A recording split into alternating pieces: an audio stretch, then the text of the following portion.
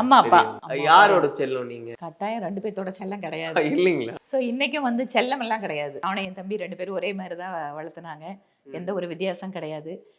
நாங்க நல்லா படிக்கிறவங்க. நானும் என் தம்பி 2 பேருமே நல்லா படிப்போம். அதனால படிப்பு நல்லா வருது அப்படிங்கிறதுனால என்ன கஷ்டப்பட்டாலும் குழந்தைங்கள படிக்க வைக்கணும் அப்படின்னு இருந்தாங்க. அதே சமயம் விவசாய வேலையும் நாங்க செய்யணும்னு எதிர்பார்ப்பாங்க.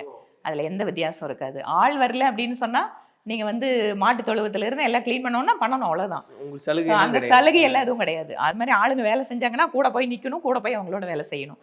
அதே மாதிரி அவங்கள நடத்துற விதத்துல கூட அவங்களும் மனுஷங்க, அந்த மாதிரி நடத்தணும் அப்படின்னு சொல்லிட்டு சின்னதுல இருந்து அந்த மாதிரி விஷயத்த சொல்லி கொடுத்து வளர்த்துனது.